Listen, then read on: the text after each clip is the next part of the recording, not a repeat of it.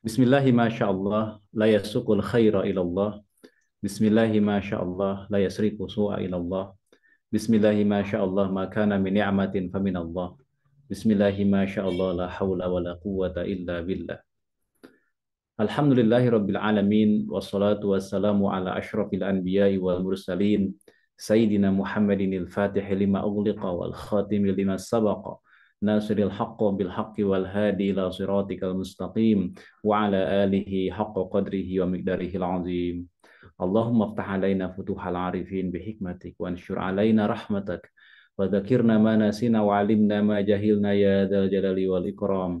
Allahumma rizukna fahman nabiyyina wa hifdzal mursalina wa ilhamal malaikatil muqarrabin birahmatika ya arhamar rahimin. Allahumma aghnina bil ilmi wa zayyina bil hilmi wa akrimna bit taqwa wa jamilna bil afiyah. Allahumma inna nastaudi'uka ghazzata wa ahlaha, sama'aha wa ardaha, rijalaha wa nisa'aha, atfalaha wa shababaha, wa kulla shibrin fi Filastin. Allahumma munzilal kitab wa mujriyas sahab wa hazimal ahzab, ihzimhum wa nsyurna alaihim. Allahumma la sahla illa ma jaltahu sahla wa anta tazalul hazna idha syita sahla. Subhanaka la ilma lana illa ma 'allamtana innaka antal alimul hakim. Amma ba'du. Fa ya ibadallah usikum wa nafsi bi taqwallah faqad fazal muttaqun. Alhamdulillah, kita semua bersyukur pada Allah taala pada hari ini sahabat-sahabat semua kita sudah di penghujung bulan suci Ramadan, tepatnya di 10 malam terakhir Ramadan. Dan ini adalah nikmat yang Allah anugerahkan, Allah berikan kepada kita semua. Karena di antara doa-doa kita Allah ijabah. Di antara doa kita adalah agar kita sampai di bulan suci Ramadan. Dan dalam hitungan hari kita juga akan meninggalkan bulan suci Ramadan. Atau lebih tepatnya Ramadan akan meninggalkan kita. Oleh karena itu, marilah kita manfaatkan dengan sebaik-baiknya agar apa yang Allah berikan ini betul-betul uh, memiliki dampak untuk diri kita, untuk umat juga, agar Ramadan kali ini adalah menjadi Ramadan yang terbaik untuk kita semua.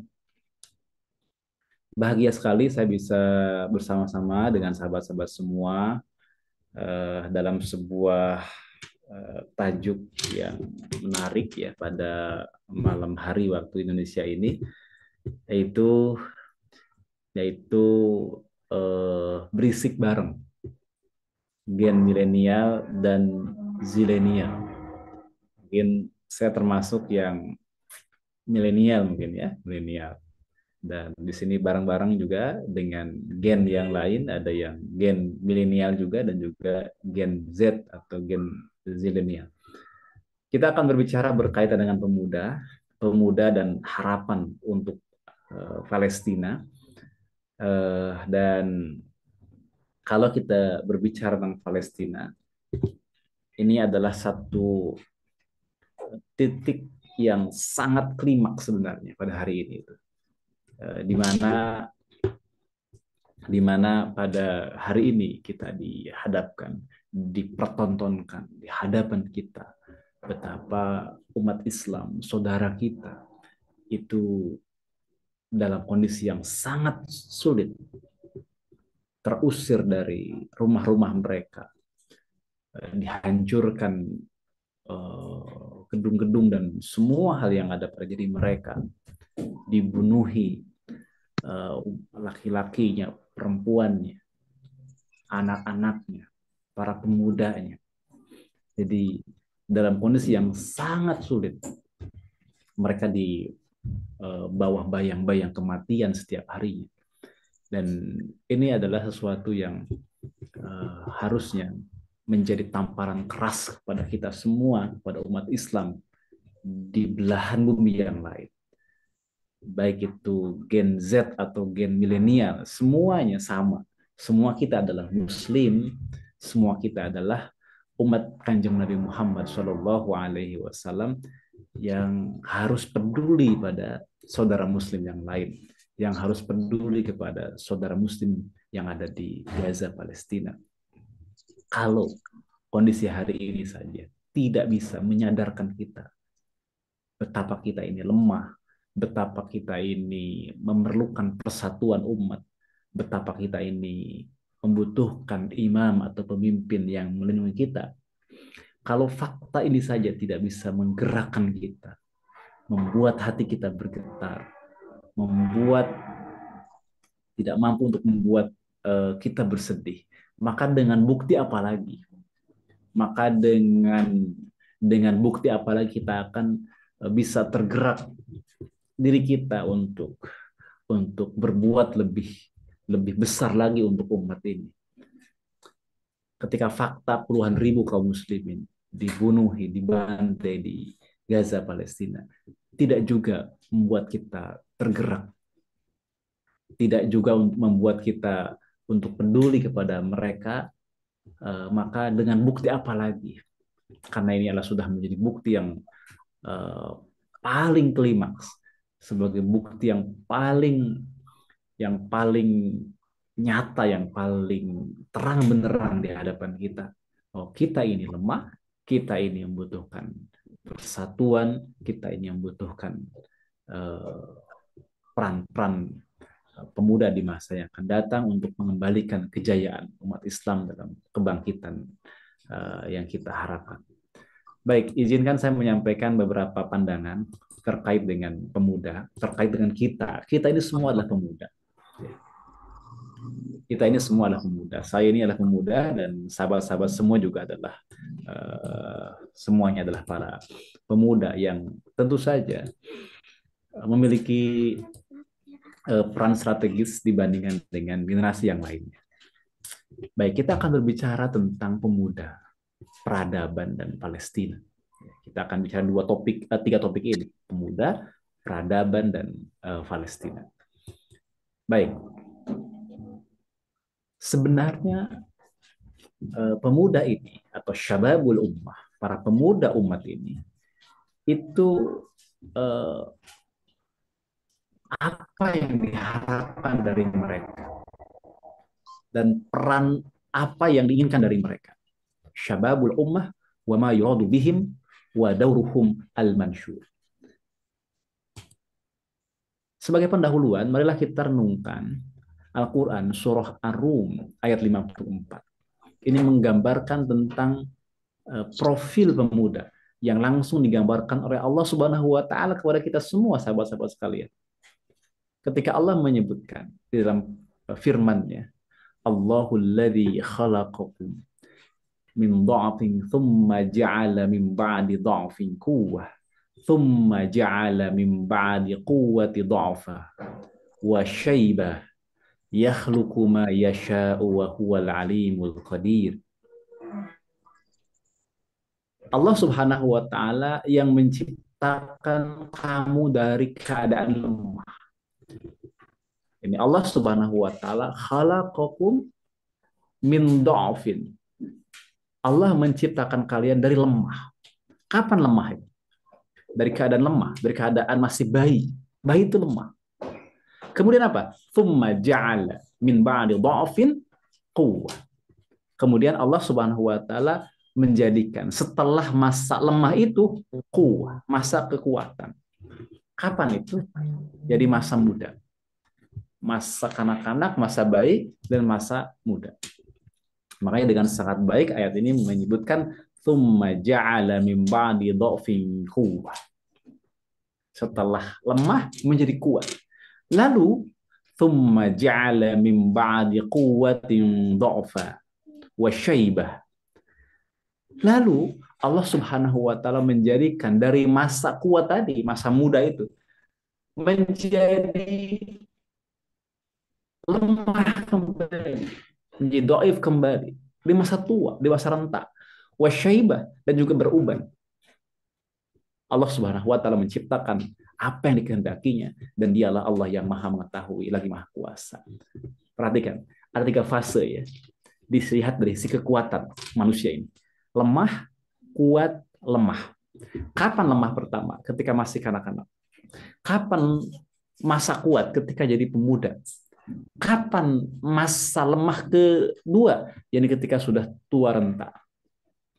Kita ini bukan bayi. Kita ini juga belum tua renta. Kita ini ada di fase kedua, ini fase fase kuwah kata Allah Ta'ala. Dalam Quran surah Ar-Rum ayat 54 ini. Oleh karena itu, sahabat-sahabat semua, saya memanggil kekuatan pemuda. Saya juga memanggil kelompok terbesar dari umat Islam. Saya juga menyeru sekitar 80% umat Islam. Saya juga memanggil kalian, wahai pemuda Islam. Saya memanggil dan menyeru kalian, anak cucu para khulafaur rasyidin, pemimpin menakluk, dan cendekiawan terkemuka. Saya juga memanggil para pemuda dan hari ini dunia sedang menyaksikan bagaimana perlawanan dan perubahan yang pemuda lakukan dalam melawan ketidakadilan, tirani dan kediktatoran. Orang-orang yang berjaga-jaga di ribat di perbatasan-perbatasan tanah Palestina itu para pemuda. Mereka mempertahankan negerinya, mempertahankan kehormatannya, melawan tirani, ketidakadilan, kezaliman, kediktatoran, dan aksi genosida kemanusiaan yang belum pernah terjadi sebelumnya. Nah, ada keutamaan para pemuda ini. Keutamaan kita para pemuda ini. Ada beberapa hal. Yang pertama adalah kita bisa ambil dari hadis pertama tentang keteguhan. Jadi kalau kita bicara pemuda, itu identik dengan keteguhan. Sahabat-sahabat semua, Rasulullah Shallallahu Alaihi Wasallam bersabda, Ya ajabu rabbuka min syabin laisat lahu sobwah. Rabbmu, Tuhanmu itu kagum dengan siapa? Dengan syab, dengan pemuda yang tidak memiliki sobwah. Apa itu sobwah? Sobwah adalah kecondongan untuk menyimpang dari kebenaran. Jadi karakter pemuda ini semestinya adalah punya punya karakter ini, yakni dia tidak memiliki sobwah, ini tidak condong kepada kesalahan, atau karena sobwah itu adalah kecondongan untuk menyimpang dari kebenaran, berarti artinya keteguhan, konsistensi, istiqomah dalam kebenaran. Ya. Ini semestinya karakter yang harus dimiliki oleh pemuda kaum muslimin. Oleh kita semua, baik Gen Z maupun Gen milenial, sama kita ini di hadapan Allah Subhanahu wa taala. Kita ini pemuda, kita ini fase kedua. Fase lemah udah kita lewati, sekarang ada di fase kuat, dan kita akan memasuki fase lemah kembali di era tua dan sudah rentan nanti kalau usia kita sampai.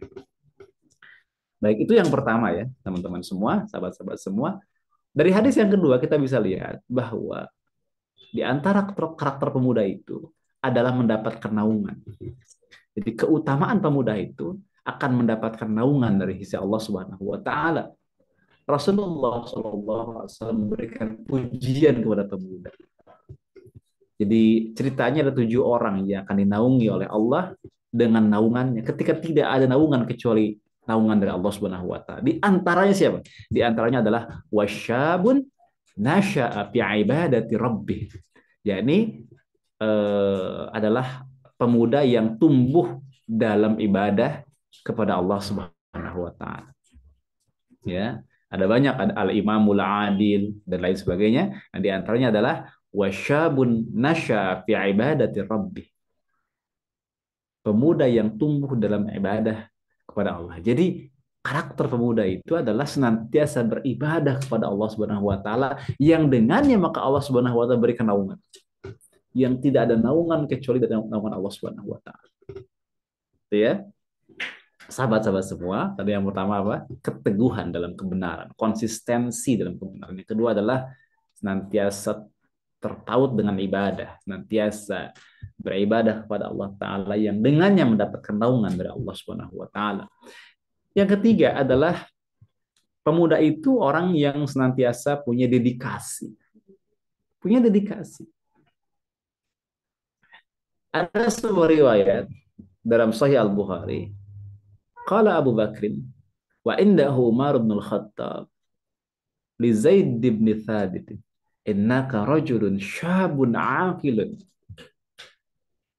la nattahimuka wa qad kunta taktubul wahya lirrasulillahi sallallahu alaihi wasallam fatatabba'il qur'ana fajma'hu. Abu Bakar As-Siddiq radhiyallahu anhu mengatakan kepada Zaid bin Sabit. Saat itu Umar bin Khattab berada di antara mereka. Radhiyallahu anhum ajma'in. Sesungguhnya kamu adalah laki-laki yang masih muda, cerdas, dan kami tidak menuduh memperbuat dusta. Kemudian kamu dahulu menulis wahyu untuk Rasulullah, maka sekarang telitilah Al-Quran itu dan kumpulkanlah. Zaid bin Sabit mendapatkan amanah kedua dari Abu Bakar As-Siddiq sebagai khalifah kala itu untuk meneliti dan menghimpun Al-Quran. Yang kemudian kelak Al-Quran itu terhimpun dalam satu mushaf seperti yang kita pegang hari ini. Dedikasi siapa? Dedikasi Zaid bin Sabit sebagai seorang syab yang akilun, ya, syabun akilun, sebagai seorang pemuda yang cerdas, yang punya dedikasi yang tinggi menjalankan baik itu di era Rasulullah SAW sebagai penulisnya Nabi SAW maupun di era Abu Bakar As-Siddiq. Baik, yang keempat, pemuda ini adalah pejuang. Karakter pemuda itu ya pejuang. Kalau pecundang itu bukan pemuda. Kita bisa lihat dalam sebuah riwayat. Ini ada riwayat Imam Ahmad dalam kitab Musnadnya. An Ibnu Mas'udin radhiyallahu anhu qala kunna naghzu ma'a Nabi sallallahu alaihi wasallam wa nahnu syababun. Dari Ibnu Mas'ud radhiyallahu anhu, beliau berkata, kami turut serta berjihad, berperang bersama Rasulullah sallallahu alaihi wasallam. Padahal waktu itu katanya, kami itu dalam keadaan syababun, dalam keadaan muda. Jadi mayoritas orang-orang yang terlibat dalam jihad fisabilillah bersama Rasulullah SAW adalah para sahabat, ya, adalah para sahabat yang usia mereka dalam kategori para pemuda. Jadi pemuda itu pejuang, sahabat-sahabat semua. Pemuda itu adalah para pejuang sejak era zamannya sahabat radhiyallahu anhu. Yang kelima, pemuda ini adalah ahli Quran. Ya, bisa kita lihat dalam sebuah riwayat yang cukup panjang dalam Musnad Ahmad. Jadi ini ada riwayat dari Anas bin Malik radhiyallahu anhu. Beliau mengatakan begini, bahwa ada 7 pemuda dari kalangan Ansor yang digelari Al-Qurra, para pembaca Al-Quran. Gitu. Jadi kana syababun minal Ansor. Syababun, ya, pemuda minal Ansor, dari kalangan Ansor. Yang apa? Yang itu mereka adalah Al-Qurra, para pembaca Al-Quran. Ya, sab'ina rajulan yuqalu lahum Al-Qurra. Jumlahnya 70 orang. Dan itu digelari dengan sebutan Al-Qurra, para pembaca Al-Quran. Dan dikatakan itu yakununa fil masjid. Mereka itu tinggal di masjid, yang ini Masjid Nabawi, ya. Dan seterusnya. Jadi karakter pemuda yang kelima ini adalah dekat dengan Al-Quran. Ahli Quran. Mereka ahli Quran. Keluarga Al-Quran. Mereka adalah para qurra, yakni para pembaca Al-Quran. Para penghafal Al-Quran. Selanjutnya yang keenam, pemuda itu pembelajar. Ya. Pemuda itu adalah para pembelajar. Dalam sebuah riwayat ini agak panjang, saya coba penggal sedikit saja. Itu bagaimana profil, ya, salah seorang sahabat atau bahkan banyak dari kalangan sahabat sebenarnya yang seperti ini, yang itu melakukan proses pembelajaran yang itu terjadi sejak zaman Rasulullah SAW. Jadi para sahabat mereka itu belajar bersama Nabi, tidak kenal lelah mendampingi Nabi Muhammad SAW. Perhatikan di situ, Ya, Anas di sini dari Malik bin Al-Hurairah radhiyallahu anhu, ia berkata, "Ataina Nabiyya sallallahu alaihi wasallam wa nahnu syababatun mutaqaribuna fa aqamna indahu 20 lailatan wa kana Rasulullah sallallahu alaihi wasallam rafiqan falamma dhanna anna qad ishtaqna ahlana sa'alana amman tarakna ba'dana fa akhbarnahu faqala."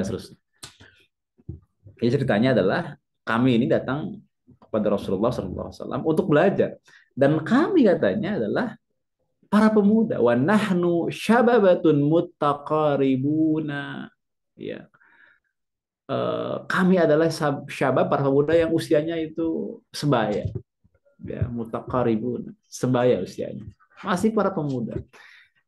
Kemudian berapa namanya, tinggal selama sekitar 20 malam gitu untuk menyantri bersama Rasulullah SAW. Jauh-jauh datang ke Rasulullah, ke Madinah untuk menyantri bersama Rasulullah, untuk belajar bersama Rasulullah selama 20 malam. Siapa mereka? Nahnu syababatun mutaqaribuna. Pemuda itu pembelajar, ya, pemuda belajar. Ini adalah hadis yang cukup panjang dalam kitab Sahih Al-Bukhari. Baik, jelas ya. Jadi kalau kita simpulkan berarti setidaknya pemuda itu memiliki eh, 6 karakter. Pertama, ketangguhan. Yang kedua adalah ahli ibadah yang dengannya mendapatkan naungan Allah. Yang ketiga, berdedikasi, mempersembahkan yang terbaik bahkan. Berikutnya adalah pejuang. Yang berikutnya ahli Quran. Dan yang terakhir adalah pembelajar. Mereka itu orang yang senantiasa belajar, belajar, dan terus belajar. Itulah pemuda. Baik, kita akan coba lihat terkait dengan pendidikan pemuda. Ada sebuah buku kecil yang berjudul Tarbiyatus Syababil Muslim lil Abai wad Du'a. Pendidikan pemuda Muslim untuk para ayah dan untuk para dai. Jadi ini adalah terkait dengan pendidikan para pemuda. Apa yang terdapat dalam kitab karya Dr. Khalid Ahmad Shantut yang berjudul Tarbiyatus Syababil Muslim lil Abai wad Du'at, ini pendidikan pemuda muslim bagi para orang tua dan dai, sangat menarik. Beliau menggambarkan 6 hal tentang pemuda. Tadi saya menggambarkan 6 hal dari hadis Nabi, kemudian Dr. Khalid juga menggambarkan 6 hal terkait dengan pemuda yang dilihat dari sisi potensi nyata empirik yang ada pada pemuda, ya. Yang pertama apa? Dikatakan di situ asyababu aqrabu ilal fitrah. Pemuda itu dekat dengan fitrah. Fitrah itu Islam. Yang dimaksud dengan fitrah adalah Islam. Coba, pada saat Rasulullah SAW mengawali dakwahnya, siapa yang banyak menerima dakwah Nabi? Siapa? Jawabannya pemuda. Orang-orang tua yang sudah punya kedudukan, yang sudah punya jabatan, yang sudah punya kekuasaan. Mereka yang pro status quo itu nggak menerima dakwah, menentang dakwah, menyerang Nabi Muhammad SAW, memusuhi kanjeng Nabi Muhammad SAW. Mereka yang welcome, menerima dakwah, itu adalah para pemuda. Maka dikatakan pemuda itu lebih dekat dengan fitrah atau kepada fitrah. Bukti terbaiknya adalah para sahabat yang menerima dakwah Nabi adalah para pemuda. Sedangkan para penentang dakwah Nabi kala itu adalah para orang tua kebanyakan, yang sudah punya kekuasaan dan jabatan, kenyamanan. Yang kedua, pemuda adalah miniatur mayoritas umat. Jadi kalau kita ingin lihat bagaimana umat ini, baik dan buruknya, bagaimana umat ini, masa depannya, bagaimana umat ini, harapannya, maka lihatlah pemuda yang sebenarnya. Kalau pemudanya adalah mereka yang padanya masih ada secercah harapan dan geliat untuk terus melakukan kebaikan dan kebaikan, maka kita juga masih punya harapan untuk umat ini. Maka umat ini akan beranjak dari kondisi yang ada sekarang menuju kondisi yang lebih baik lagi. Jadi miniatur umat ini ada di pemuda sebenarnya. Bagaimana masa depan umat ke depan? Lihat pemudanya. Yang ketiga, pemuda adalah tokoh hari esok. Untuk laki-lakinya ya. Dan untuk yang perempuannya adalah dia akan menjadi ibu generasi masa depan. Karena yang melahirkan itu adalah ibu. Jadi para pemudi hari ini kelak akan menjadi ibu generasi masa depan. Yang keempat, pemuda adalah perisai umat yang melindungi dari musuh. Siapa yang berjuang, berjihad bersama Nabi dulu kebanyakan pemuda. Siapa yang dengan tegap tidak tunduk di hadapan tirani Yahudi Israel laknatullah alaih adalah para pemuda. Siapa yang berjaga-jaga jeribat perbatasan perang tanah-tanah kaum muslimin adalah para pemuda. Maka pemuda itu adalah perisai umat. Yang kelima, fase pemuda adalah fase menghimpun potensi atau energi dengan kesadaran. Jadi fase di mana mereka itu menghimpun segala potensi, segala energi yang ada dengan penuh kesadaran. Karena mereka orang yang terus belajar. Itu pemuda. Masa tua itu udah masa lemah. Sebagaimana gambaran dalam Quran surah Ar-Rum dari ayat 34. Allah Ta'ala menggambarkan sendiri bahwa fase tua itu fase lemah. Fase bukan lagi fase untuk menghimpun kekuatan. Jadi manfaatkanlah selagi masih muda, sahabat-sahabat semua, teman-teman semua. Ini adalah potensi yang Allah anugerahkan kepada kita semua. Allah berikan kepada kita semua. Kita ini pemuda. Dan yang keenam, pemuda, ya periode pemuda adalah periode pertumbuhan. Ya, periode pemuda adalah periode pertumbuhan.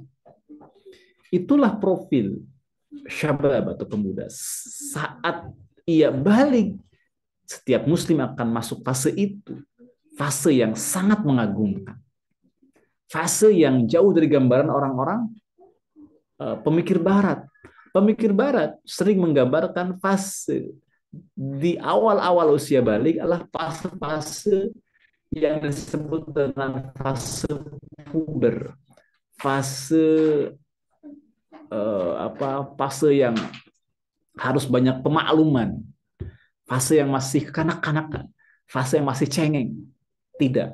Dalam Islam, begitu dia sudah balik, maka sungguhnya dia bersiap memasuki sebuah fase yang sangat mengagumkan. Fase pemuda itu.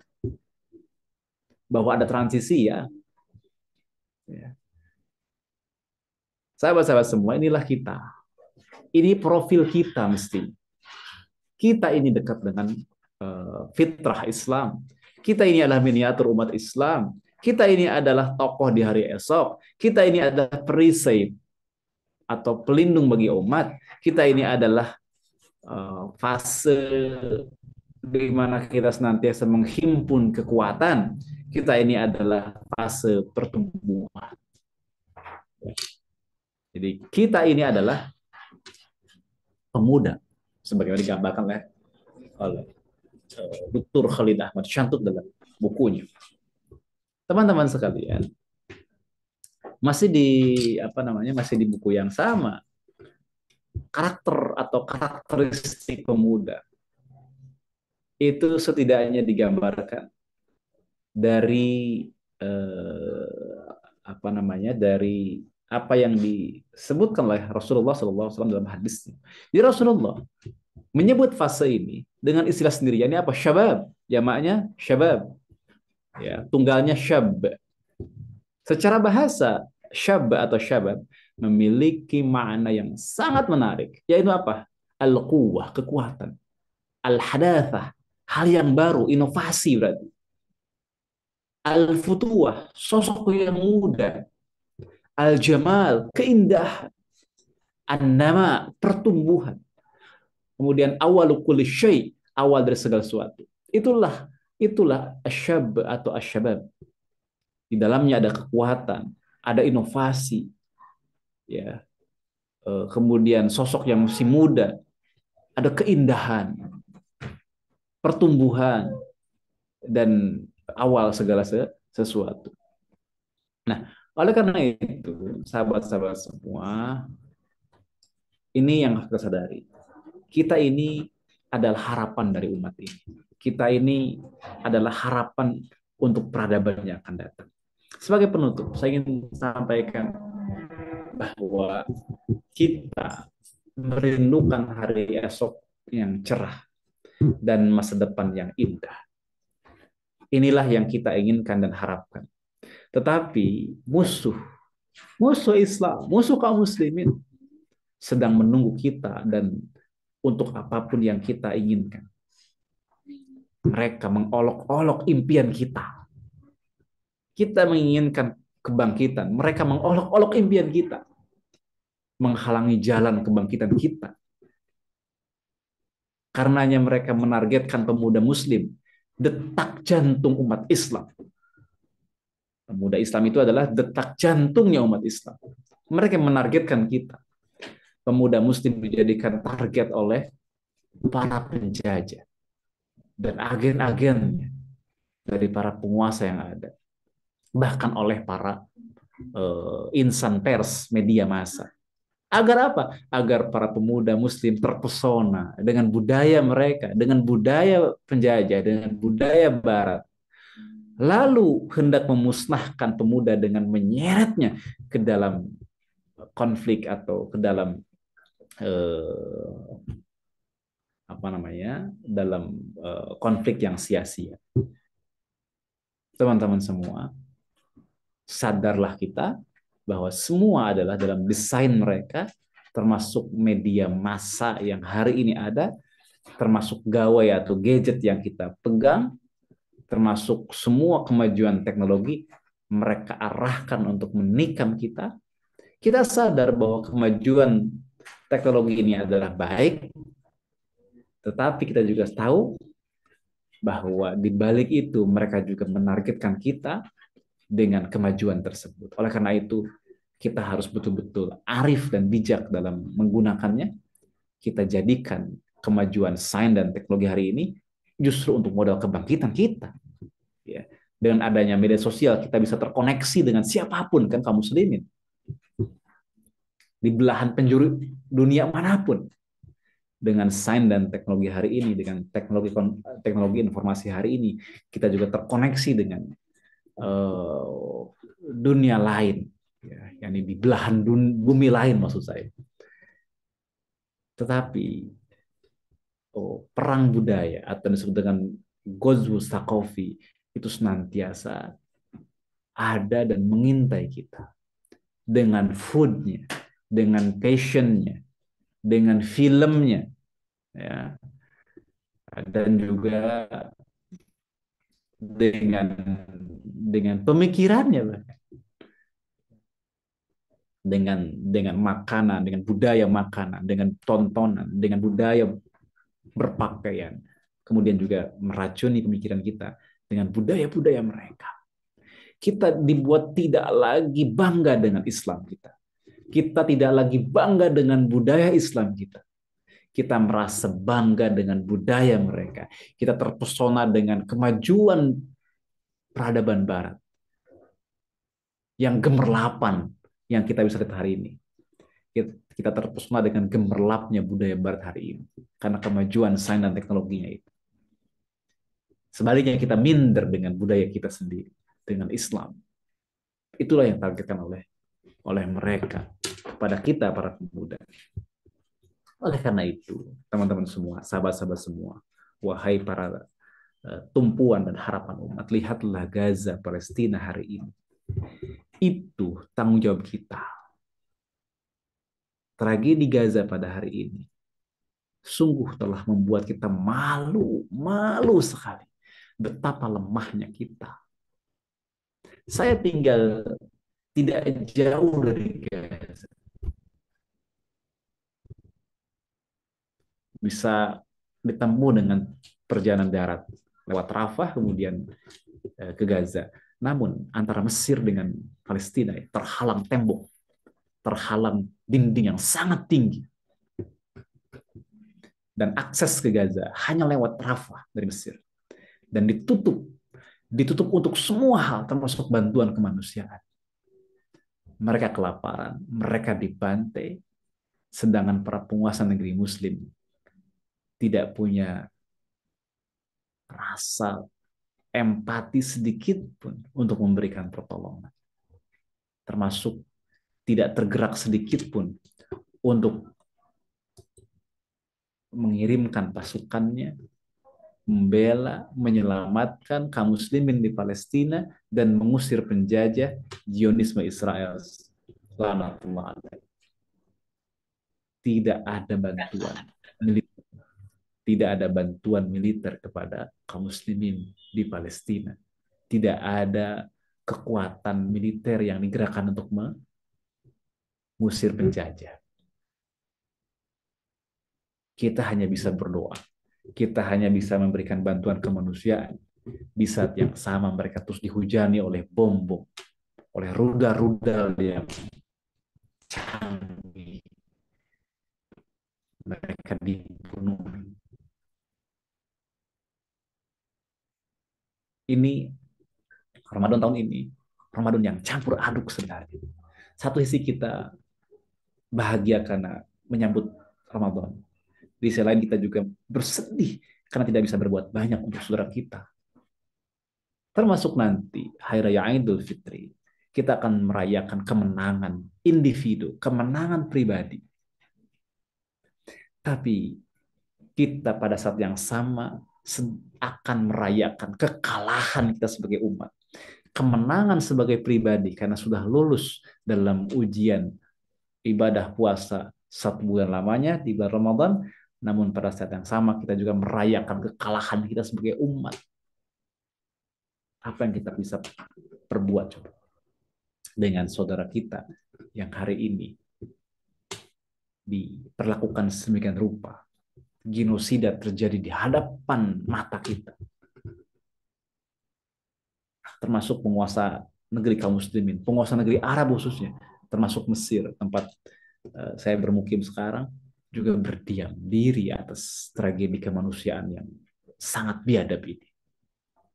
Kita harus peduli, kita harus membantu, dan kita harus giatkan dakwah untuk terwujudnya persatuan umat yang hakiki. Kita membutuhkan pemimpin umat Islam dunia yang akan menjadi perisai atau junnah bagi umat Islam. Nabi Muhammad SAW ketika mengatakan junnah itu hanya pada 2 konteks. Yang pertama, asyamu junnah. Puasa itu junnah, perisai. Bagi siapa? Bagi pribadi.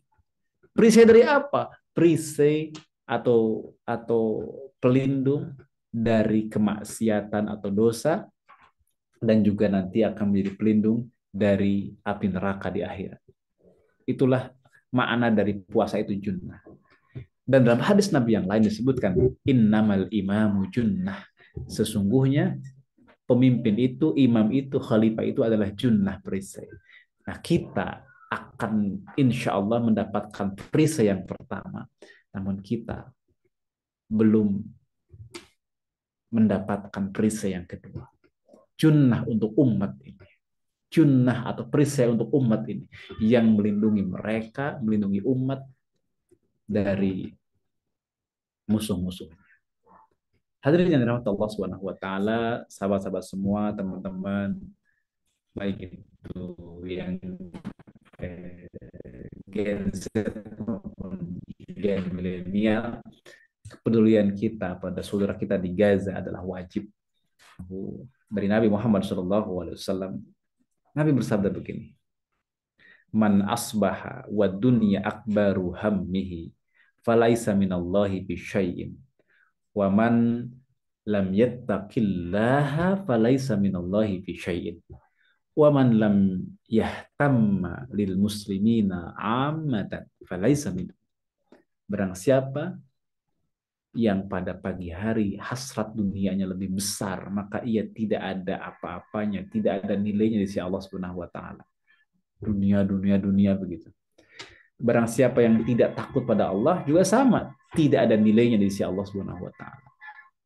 Dan barang siapa yang tidak ihtimam, tidak peduli, tidak perhatian dengan urusan umat Islam secara keseluruhan, falaisa minhum, maka bukan bagian dari kelompok kaum muslimin. Hadis ini ada setidaknya 5 jalur, ya 4 jalurnya dikatakan dhaif, namun 1 jalurnya adalah jalur yang hasan, ya jalur yang dapat diterima. Jadi hadis ini adalah hadis yang diterima sebagai targhib wa tarhib, sebagai motivasi sekaligus cambuk untuk kita semua bahwa kita wajib untuk peduli, kita wajib untuk peduli pada urusan kaum muslim.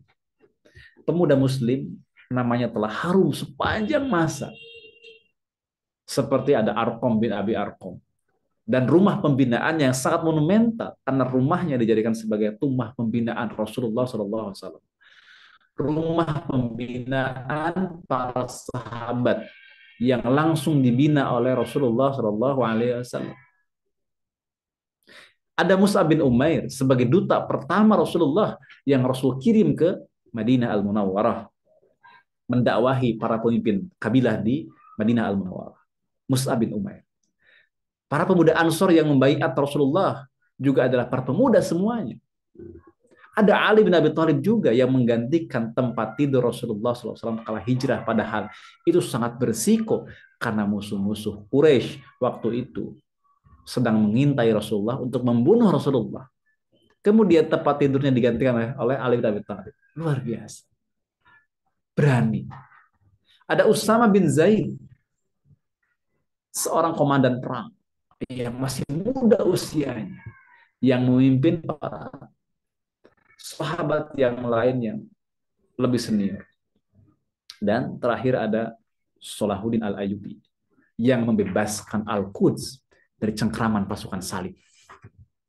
Mereka lah yang diantaranya dari sekian banyak nama-nama yang lain, diantaranya mereka lah yang telah membuat harumnya nama muda ini.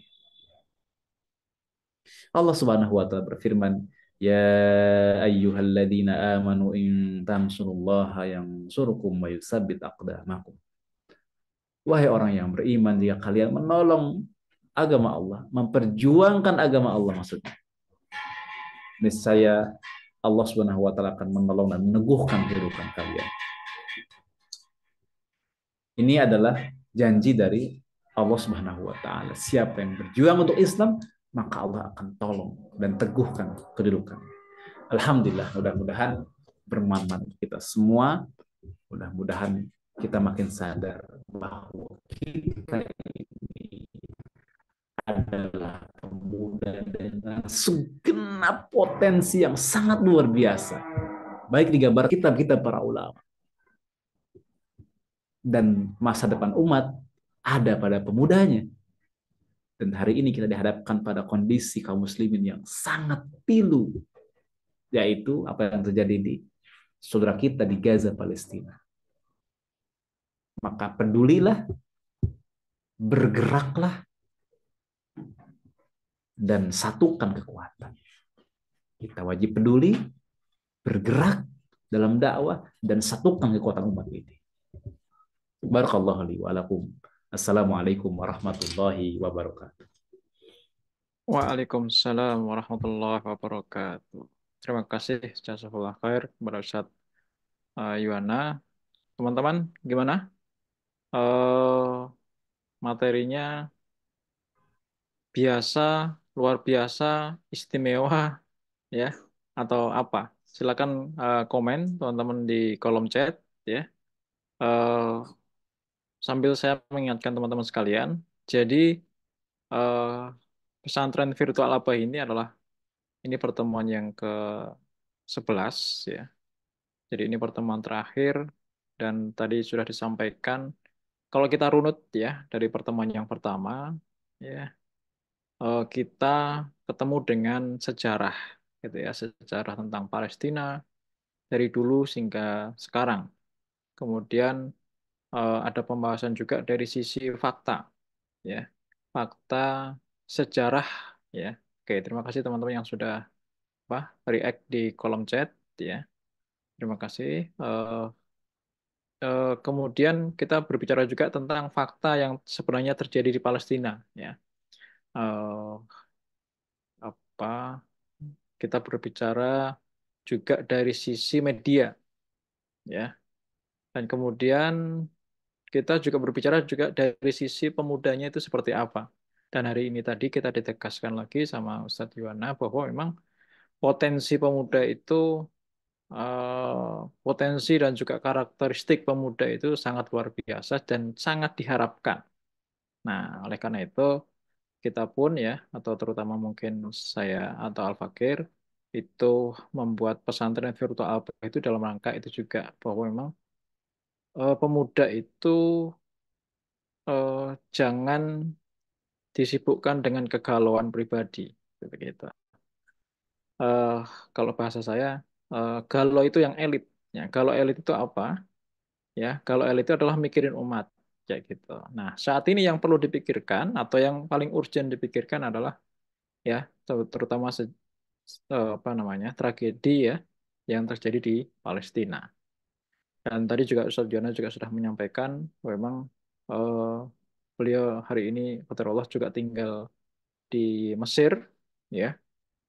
Eh, itu menunjukkan bahwa memang di sana ya yang kita lihat ya yang ada di berita bahwa memang saudara kita yang ada di Palestina itu tidak bisa makan atau kehilangan tempat tinggal, kehilangan saudara, kehilangan orang tua dan sebagainya dan faktanya itu benar, gitu kan. Eh, Kemudian apa yang kita bisa lakukan ya untuk membela saudara kita itu tadi, dan tadi juga sudah disampaikan sama Ustadz Yana bahwa memang ya kita harus minimal itu adalah peduli, gitu ya. Itu sebagai bentuk bahwa hati kita itu terkonek ya dengan nasib saudara kita yang ada di Palestina. Oke, teman-teman, eh, ada waktu untuk bertanya atau diskusi ya dengan Ustadz Juwana dengan materi yang tadi disampaikan. Silakan raise hand. Tadi sudah ada yang raise hand ya sebelum Ustadz Juwana selesai menyampaikan materi. Di sini ada Mbak Miratul Lailiyah. Ya saya sebut Mbak ya karena namanya perempuan. Mangga kalau mau langsung dinyalakan mic-nya dan bertanya kepada Ustadz Juwana. Halo, Mangga? Atau jangan-jangan salah pencet tadi? Ya, baik. Mungkin yang lain, teman-teman yang lain dulu. Kalau ada pertanyaan terkait dengan tema kita malam hari ini, dan juga malam hari ini adalah malam terakhir pertemuan pesantren virtual Aba. Dan saya ditemani juga para narasumber yang lain, yang maksudnya adalah narasumber yang sudah pernah mengisi. Ada Mbak Ika di sini, Mbak Ika Mawaring Tias, yang kemarin menyampaikan tentang skill building tentang menulis untuk Palestina. Kemudian tadi sempat ada, oh ya ini masih ada Kang Tommy, ya Bang Tommy, atau akunnya adalah pencerahan sejarah yang hari ini tadi sudah juga memberikan postingan ya kepada kita tentang bagaimana reaksi kita seharusnya ketika Basnas gitu ya. Basnas itu dengan secara sengaja ya menerima bantuan dari McD dan kemudian bantuan bantuan yang kemudian itu diberikan ya meskipun juga diberikan kepada saudara-saudara kita juga, tapi McD itu adalah salah satu eh, institusi gitu ya yang harusnya kita sudah sepakat ya dalam tanda kutip ya secara konsensus bahwa McD itu salah satu yang harus kita boikot begitu. Baik, maka teman-teman sudah ada yang terpicu untuk bertanya silakan raise hand tentang pembahasan kita malam hari ini adalah pemuda dan harapan tentang Palestina. Kalau misalnya teman-teman lagi nggak pengen bertanya on mic, boleh bertanya lewat chat ya. Mangga silakan nanti saya bacakan ya. Terima kasih teman-teman yang sudah memberikan reaksi di kolom chat. Masya Allah luar biasa, Allahu Akbar. Dari Elis ya, Mbak atau Bu ini ya. Kemudian ada Siregar ya. Luar biasa istimewa Ustaz, Masya Allah. Kemudian ada masalah luar biasa. kemudian ada Mbak Ika, luar biasa, kemudian ada Mbak Reta Sagita, Masya Allah, Allah Akbar. Terima kasih. Gimana teman-teman? Ada yang mau bertanya? Silahkan di kolom chat boleh tentang tema Ya, kita malam hari ini. Ustaz, saya ingin ngobrol, maksudnya bertanya kepada Ustadz Oh, Yohanes. Kan memang tadi itu dikatakan memang pemuda itu ujung tombak gambarannya. Dan ya, Rasulullah sendiri itu dikelilingi oleh para pemuda. Tapi pada faktanya yang kita hadapi sekarang itu pemuda itu sangat rentan sekali, sangat mudah, mudah gambarannya mudah mutung. Itu faktanya. Maksudnya mau umpama diajak kajian tuh kadang-kadang ya yang ngontak atau gurunya yang mengkondisikan biar dia itu mau.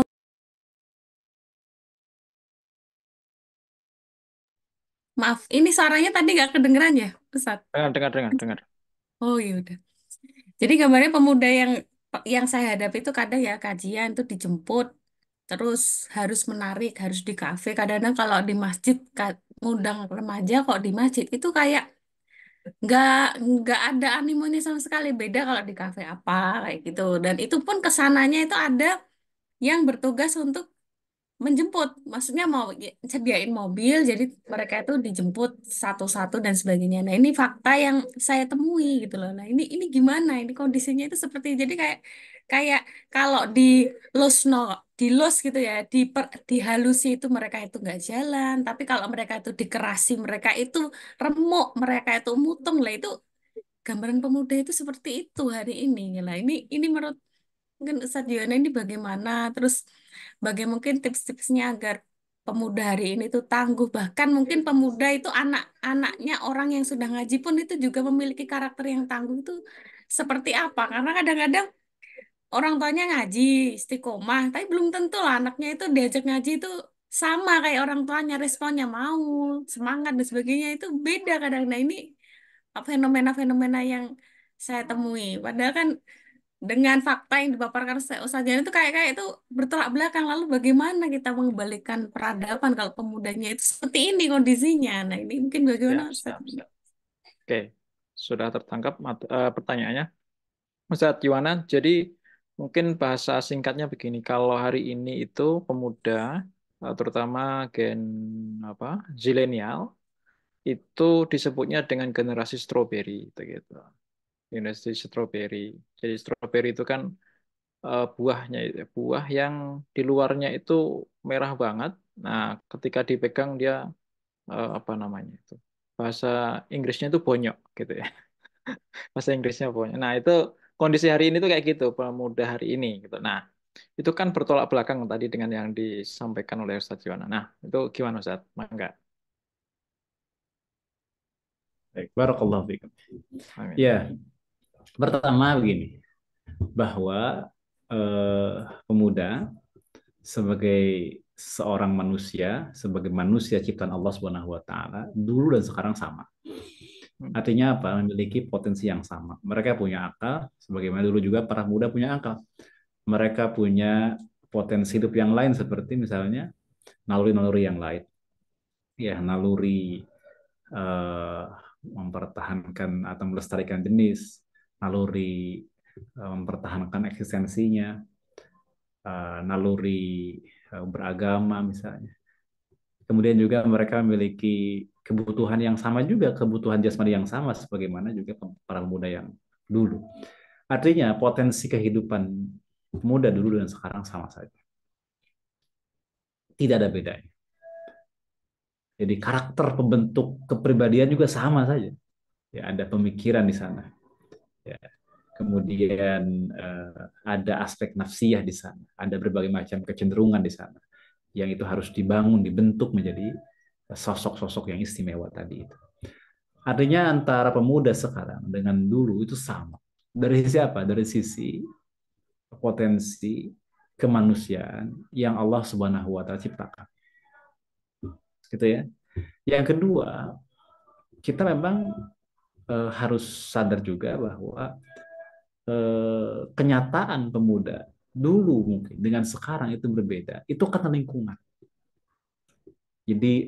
Jadi berbeda dari sisi eh, apa namanya? Dari sisi eh, pendekatan mereka cara mereka dalam menangani masalah, cara mereka, pendekatan mereka ketika mendapatkan teguran atau kritikan, cara mereka dalam bersikap, cara mereka dalam dalam menghadapi konflik misalnya gitu ya, ketangguhan, keteguhannya, ketika dinasehati atau ditegur itu cara meresponnya berbeda. Kenapa? Di antaranya adalah karena mereka terlahir bukan yang menikmati alam ini. Mereka lahir itu dengan menikmati teknologi. Kan ciri khas dari generasi apa tadi strawberry atau Gen Z itu ya, ciri khasnya itu begitu lahir, begitu nangis begitu di dunia ini, ketika lahir itu sudah kenal Facebook gitu ya, udah kenal Instagram, sudah kenal gawai, kenal gadget dengan segala macam varian. Sedangkan zaman-zaman sebelumnya, zaman saya misalnya, itu saya masih menikmati alam. Saya masih menikmati alam, masih menikmati bagaimana cara berkonflik dengan teman, masih menikmati bagaimana berantem langsung dengan teman, masih menikmati sepak bola di bawah guyuran air hujan, masih menikmati lari-larian di lapangan, kemudian mandi di sungai, masih menikmati alam ini. Sehingga seseorang itu hidup dalam lingkungan yang berbeda, maka cara merespon itu juga berbeda. Itu yang membedakan sebenarnya. Tadi itu bagaimana ketika dihadapkan dengan masalah, ketika disampaikan nasihat, teguran, diajak dan lain sebagainya, itu cara meresponnya berbeda. Karena mereka hidup di lingkungan yang berbeda. Nah, orang yang hidup dalam lingkungan yang contoh menikmati alam dan langsung berinteraksi dengan manusia, maka terbiasa dengan sesuatu yang sifatnya itu fisik nyata, terbiasa dengan masalah, terbiasa dengan konflik langsung, terbiasa dengan kondisi-kondisi yang menyulitkan, terbiasa harus keluar dari kondisi yang menyulitkan tadi. Nah, sedangkan generasi Z atau strawberry itu sudah lahir dengan gadget. Yang dia tahu langsung adalah bagaimana mengikuti bapak ibunya tentu saja, dan difasilitasi oleh mereka, oleh bapak ibunya. Dan memang tidak mungkin juga bapak ibunya menahan secara 100% kan?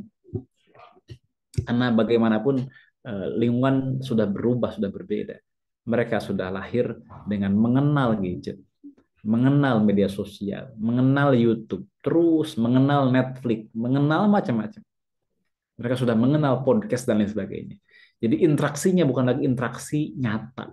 Jadi sedikit porsinya untuk berinteraksi dengan alam, berinteraksi dengan manusia. Sehingga cara merespon masalah akan berbeda. Cara menyelesaikan masalah akan berbeda. Cara merespon seruan dan nasihat akan berbeda. Itu berbeda. Maka tadi Mbak Ika menyampaikan misalnya mutung dan lain sebagainya ya, ketika diajak susah segala macam. Karena itulah respon yang berbeda ketika dihadapkan pada ajakan, seruan-seruan, tantangan. Nggak biasa dengan tantangan. Nggak biasa dengan tantangan. Jadi nggak biasa di challenge sedikit tuh nggak biasa. Tapi saya ingin katakan bahwa Gen Z itu bukan berarti tidak lebih baik daripada Gen milenial. Atau saya tidak mengatakan bahwa Gen milenial lebih baik daripada Gen Z. Tidak. Kenapa? Karena setiap generasi ada tantangannya. Kalian itu sebenarnya punya tantangan dan kesempatan yang lebih besar daripada zaman kami. Kenapa? Zaman kami ini, zaman milenial, itu serbuan pemikirannya, pertempurannya gitu, pertarungannya itu sedikit. Sedangkan kalian begitu lahir sudah dihadapkan pada sebuah serangan budaya yang luar biasa, ya, serangan yang luar biasa. Jadi kesempatan untuk apa namanya, berbuat apa, untuk berbuat baik, kesempatan untuk bertahan, kesempatan untuk memberikan apa, eh, kesiapan untuk ada masuk dalam arena serangan budaya tadi, itu ada pada kalian sebenarnya. Itu hebatnya, begitu lahir kalian sudah disiapkan, harus menjadi army, harus menjadi tentara-tentara.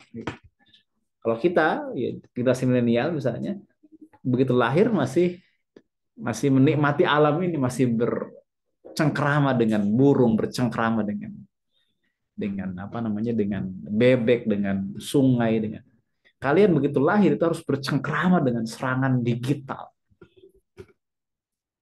Jadi kalian tuh hebat sebenarnya kalau mampu bertahan. Gen Z itu hebat kalau bertahan. Nah, karena itu baiklah, tantangan kita sebenarnya adalah bagi generasi di atas ya, kita ini ya, yakni para kakak-kakaknya, para orang tuanya, berarti harus mendesain pola pendidikan. Makanya itulah tadi yang saya kutip dalam sebuah apa, kitab ya, judulnya adalah Tarbiyatus Syababil Muslim lil Abai wa Du'a.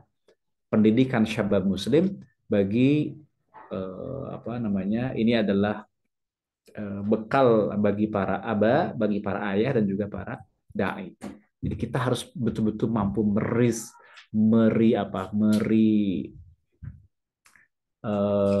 bukan merevisi, Ayah, tapi ayah. bukan maksudnya me- eh, merancang kembali pola pola pendidikan. Jadi siapa pendekatan? Jadi isinya nggak boleh berubah, tapi approach atau pendekatan itu harus ada pendekatan yang lain yang berubah. Jadi kita harus bicara di pendekatan di sini.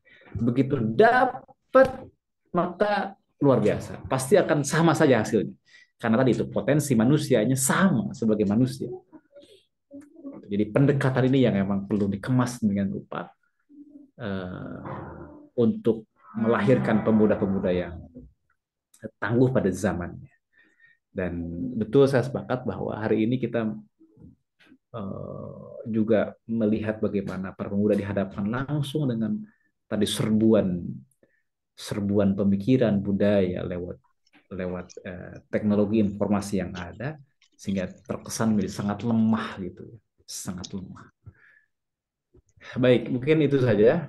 Jadi PR-nya adalah untuk para bapak, ya, oleh para ibu, para dai, merancang atau merancang bangun pendekatan pembinaan, pendekatan pendidikan, pendekatan pengkaderan yang jauh lebih pas gitu untuk generasi yang ada sekarang, tetapi tanpa mengubah konten, tanpa mengubah substansi. Insya Allah kita semua adalah sama. Antum para Gen Z adalah orang-orang hebat yang kelak pada saat kami sudah pada posisi doif atau lemah, kalian justru ada di posisi yang kekuatan. Dan masa depan umat itu secara sunatullah akan ada di pundak-pundak kalian.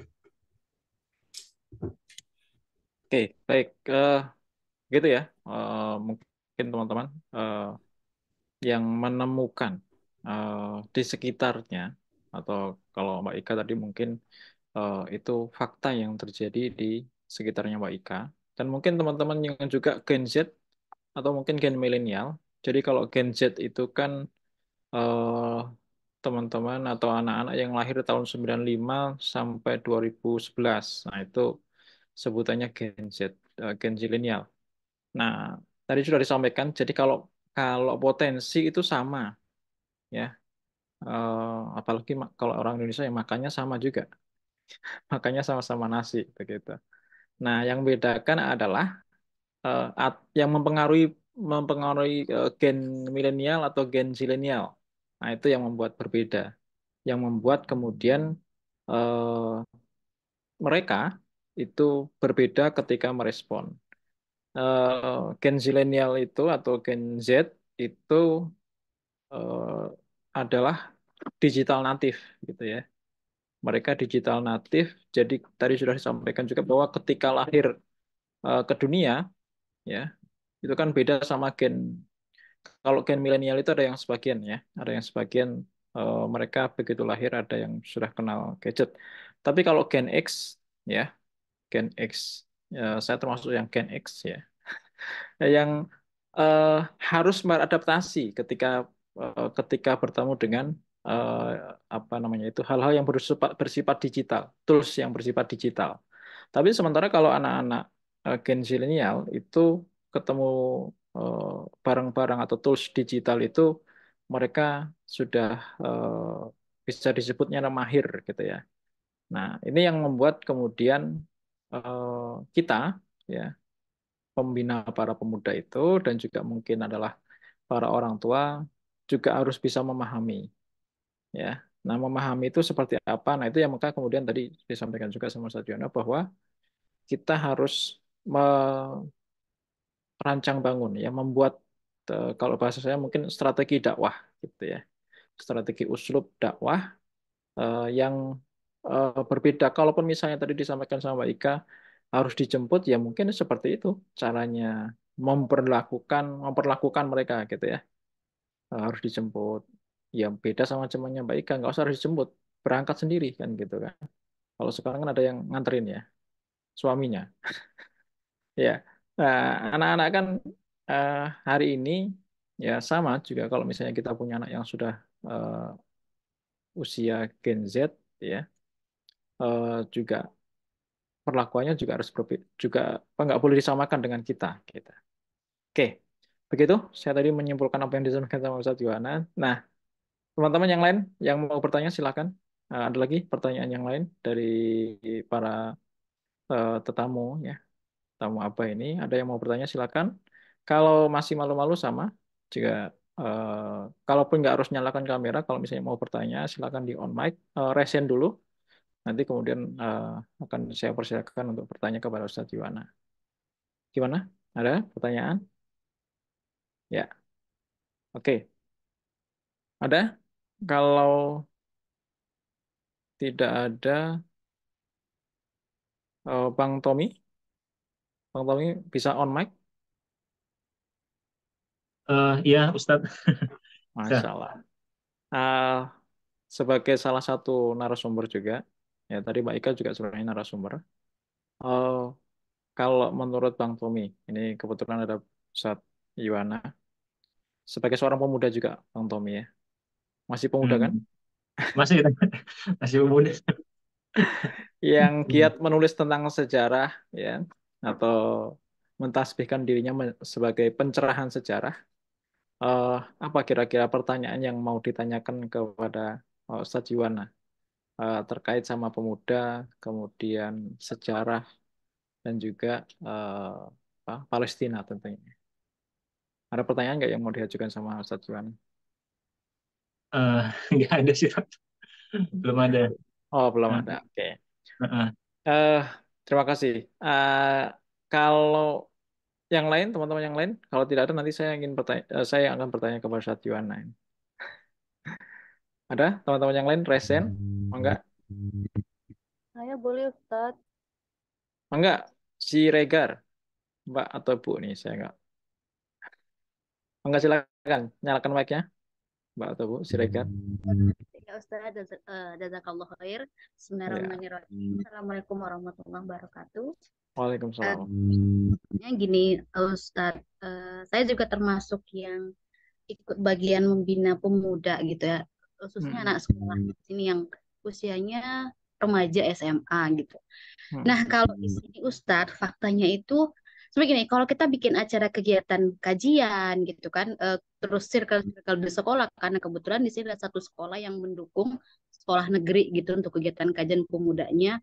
Cuma pasca kajian itu nanti kalau kita misalnya follow up, ngajak ngaji lagi tuh kayaknya nggak minat gitu. Tadi kan kalau Ustadz Diona bilang pendekatannya kan perlu gitu. Terkadang kita tuh sampai habis habis ini pendekatan apa lagi gitu Ustadz untuk membuat mereka itu tertarik gitu kan untuk mengkaji Islam karena memang tadi potensi pemuda luar biasa gitu. Dan kalau yang kami hadapi itu saya hadapi itu memang anak-anak di sini tuh sebenarnya tingkat keinginan atau ke apa ya keingintahuan mereka itu terhadap Islam tuh lumayan tinggi gitu. Karena setiap setiap kita buat kajian anak remaja itu jumlahnya itu bisa ratusan yang datang gitu. Tapi setelah itu nanti hilang gitu kan Ustaz. Tapi ketika kita pulang tuh rasanya mereka gini. Tapi rata-rata itu Ustadz jawaban yang diberikan oleh mereka itu adalah karena apa namanya tekanan pekerjaan dari sekolah gitu. Kalau tadi kan ada media gitu ya menghantam gitu. Dan tapi kalau kalau di yang kami hadapi itu justru malah ini adalah tekanan dari sekolah dengan kurikulum yang sekarang itu sudah membuat anak sekolah itu harus betul-betul seperti nggak keluar gitu Ustadz dari sekolah gitu. Itu gimana itu Ustadz menghadapi apa namanya model yang remaja ataupun kita yang seperti ini gitu. Mungkin saja Ustadz. Oke. Assalamualaikum warahmatullahi wabarakatuh. Waalaikumsalam. Enggak Ustaz, gimana? Direspon pertanyaan dari Mbak Siregar. Baik, saya juga di sini memiliki amanah membina para remaja gen apa Z ya, karena mereka rata-rata masih usia-usia yang masih belia, baik itu yang mahad di sini maksudnya adalah usia SMA gitu, maupun SMP, SMA lah ya, SMP, SMA maupun yang sedang kuliah. Berinteraksi hampir setiap hari dengan mereka, ya, membina mereka. Itu memang kita bisa menyimpulkan bahwa kita harus beri kesabaran lebih, harus punya kesabaran lebih. Itu yang pertama. Yang kedua adalah harus pandai-pandai membagikan harapan. Saya selalu menanamkan kepada mereka itu tentang harapan, harapan ke depan. Jadi jangan ada anggapan atau persepsi di antara para pemuda bahwa pokoknya ngaji gitu, ngaji, memperbaiki diri, menjadi baik, menjadi soleh. Rupanya itu nggak cukup. Justru kepada mereka ini harus ditanamkan harapan, harus ditanamkan masa depan, harus dibangun mimpi besarnya, harus dibangun masa depan mereka kelak. Dari situlah kemudian mereka akan lebih berantusias untuk mengikuti program-program pembinaan. Karena kita sudah gambarkan tentang masa depan umat dan masa depan dia sendiri, masa depan dia. Jadi meletakkan visi itu penting, meletakkan apa namanya masa depan di kemudian hari itu menjadi sangat penting disampaikan kepada mereka. Ini pengalaman saya membina mereka ya, dan memang ya itulah, yang pertama adalah perlu kesabaran, yang kedua adalah pandai-pandailah meletakkan visi ya tentang masa depan mereka. Dengan ini insya Allah ketergabungan mereka dalam komunitas atau kajian itu akan jauh lebih memiliki makna karena ada yang mereka hendak cari, yang mereka targetkan, yang mereka akan wujudkan. Jadi mereka akan melahirkan, akan memberikan legasi apa gitu untuk generasi setelah mereka nanti. Lebih kurang begitulah. Jadi kamu ini harus punya warisan nanti untuk generasi setelahmu. Nah, itulah yang kita terus harus motivasi kepada para pemuda agar mereka tumbuh bukan hanya memandang hari ini, tapi mereka tumbuh dengan pandangan hari esok. Mungkin itu. Oke, baik. Terima kasih, Ustadz Yohana. Kalau boleh, Pak, masih ada kesempatan teman-teman. Kalau mau ada yang bertanya satu kali lagi pada Ustadz Yohana. Enggak, silakan ada.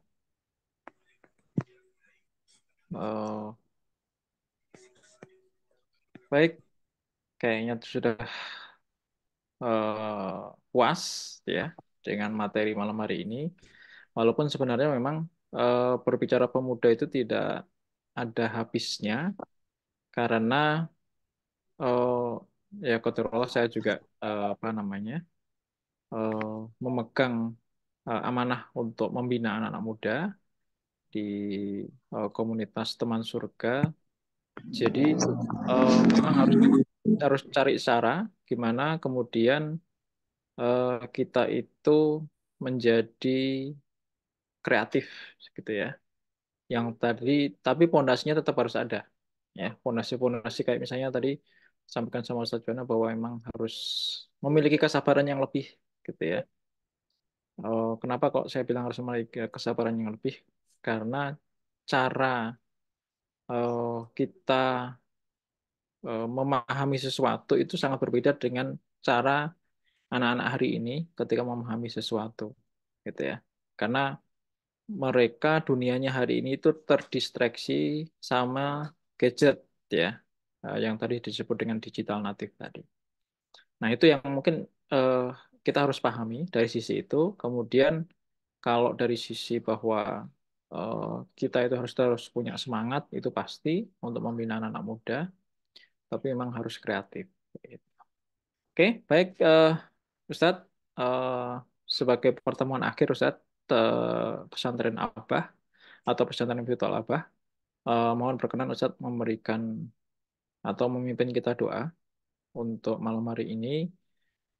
Baik untuk saudara kita di Palestina dan juga teman-teman para peserta pesantren Virtual Abah itu supaya tetap istiqomah, punya semangat untuk dalam Islam, dalam keimanan dan juga dalam pembelaan kepada saudara-saudara kita yang ada, terutama di Palestina. Enggak Ustaz?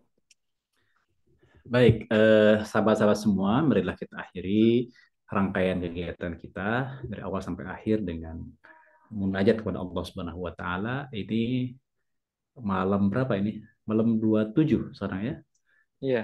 27, Masya Allah. Ini malam ganjil, malam insya Allah menjadi malam yang istimewa pada malam hari ini. Kita memohon kepada Allah, mudah-mudahan Allah mengabulkan semua permohonan kita.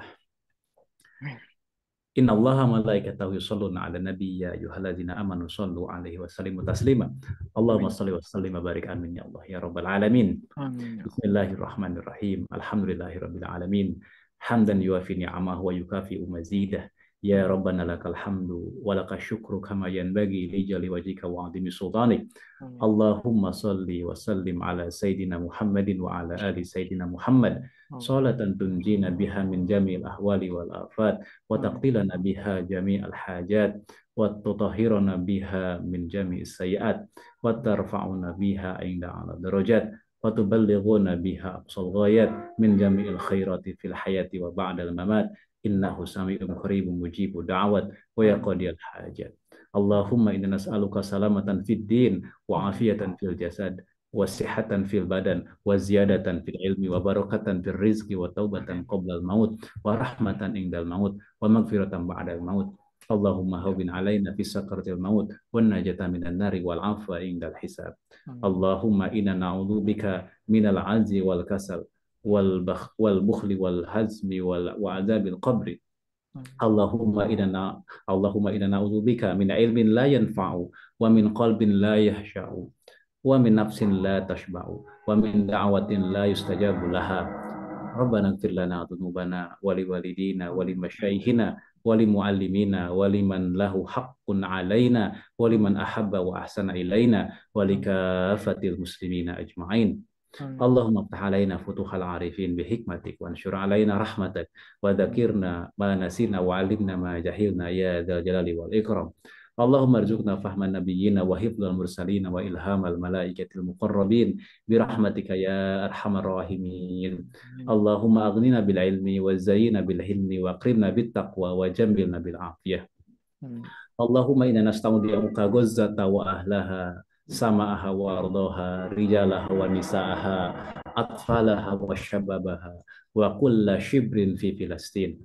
Rabbana taqabbal minna innaka antas samiul alim wa tub alaina innaka antat tawwabur rahim. Rabbana atina fid dunya hasanah wa fil akhirati hasanah wa qina adzabannar. Subhana rabbika rabbil izzati amma yasifun. Wassalamun alal mursalin walhamdulillahi rabbil alamin. Al-Fatihah. Alhamdulillah. Ihdinas siratal mustaqim. Baik, terima kasih Ustadz Yona. Jazakallah khair kepada Ustadz Yona yang sudah meluangkan waktunya untuk berbagi ilmu dengan kita semuanya, berbagi semangat, berbagi inspirasi. Kita doakan kepada Ustadz Yona dan saudara kita, terutama yang ada di Palestina juga selalu dalam lindungan Allah Subhanahu wa Ta'ala, iman mereka terjaga, ya. Kemudian eh, kemenangan, ya, yang membuat kaum muslimin terutama di Palestina itu bisa segera kemudian Allah turunkan kepada generasi-generasi kita.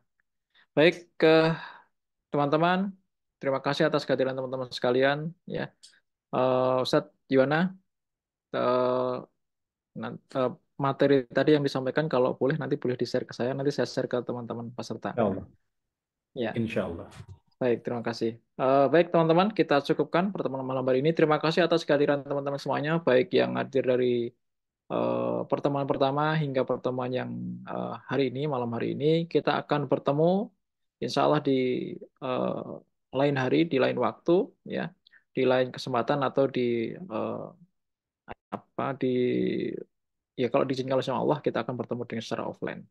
Ya, baik itu teman-teman, kita cukupkan pertemuan malam hari ini, ya. Kita akhiri dengan doa penutup majelis. Bismillahirrahmanirrahim. Subhanakallahumma bihamdika asyhadu an la ilaha illa anta astaghfiruka wa atubu ilaik. Wassalamualaikum warahmatullahi wabarakatuh. Waalaikumsalam. Warahmatullahi wabarakatuh. Oke, kita tutup.